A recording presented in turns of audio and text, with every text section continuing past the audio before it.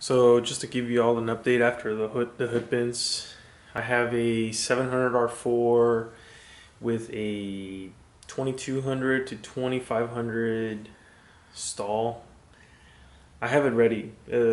Bought the transmission for 200 bucks. Everything else I bought star converter, Corvette servo, the bracketry that goes in the intake manifold, oil, gasket, filter, gunk because it's greasy. It was a used one. And what else did I buy? I think that's it. I haven't spent 500 bucks on that.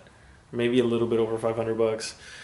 But that's the next thing. That's the next project for this. It has a 350 through just 3 speed, and it's got a 373 rear end. So on the highway, it's revving up to, when I take it up to 75 miles an hour, it's revving up to like 3 grand, and that's just too much.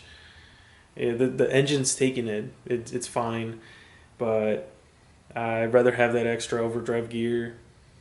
Also, this transmission leaks so much from the.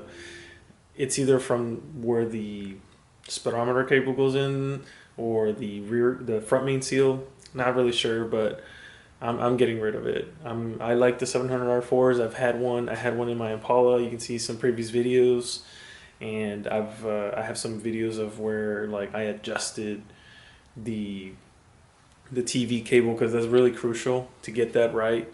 If you don't get it right, you burn out your transmission.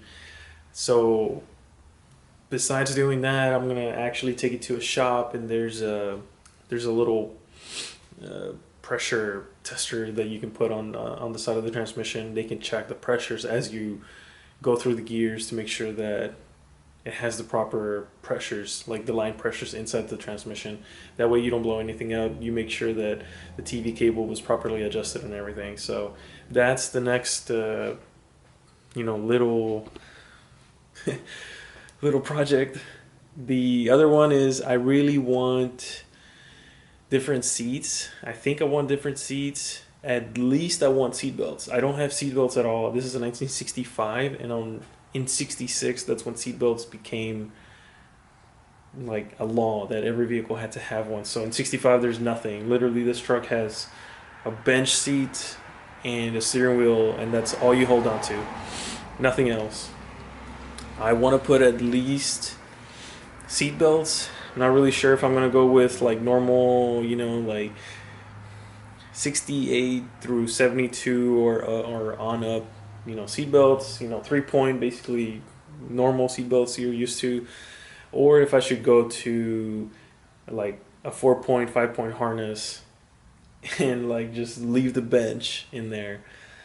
So, for the harness, I would probably need like that bar in the back of the bench seat, and that means I also have to get rid of the gas tank. The gas tank is still in the cab, and I want to relocate it to the back of the bed.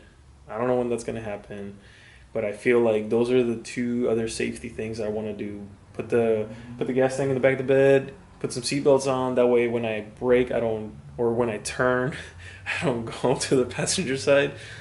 And maybe a sway bar too. This truck has a lot of body roll. And oh, one other thing. Right here, after I lowered the truck, I didn't buy a panhard bar.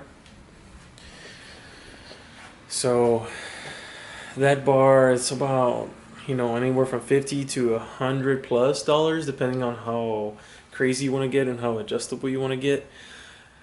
I like to do things cheap, so I'm just gonna go to a muffler shop, and I'm gonna ask them to heat up the bar just so that I can hit it and bend it, and hopefully that bending makes the ends come together, which makes the truck look more symmetrical. Right now, the passenger side wheel rubs on the fender, and I don't really care about the tires because they were 200 bucks a long time ago, and I don't really care. They're just some odd brand, but I still want to fix it. So, sway bar, fix the panhard bar, seat belts, relocate the gas tank to the back, but all that's coming after the 700R4.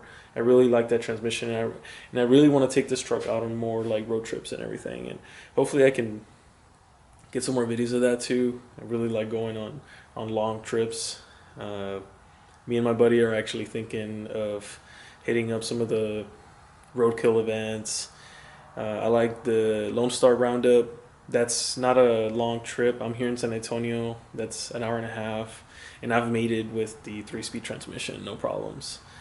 And it's gonna need a new starter too. The current starter is not good at all. It actually left me stranded. Left me stranded last weekend, and I had to use one of those bird scooters to go. Anyways, long story short, I didn't need to do any of that. I just had to wait for the starter to cool down, and it was fine. So, just keep watching the videos, and soon you'll see more things coming up on this truck. Laters.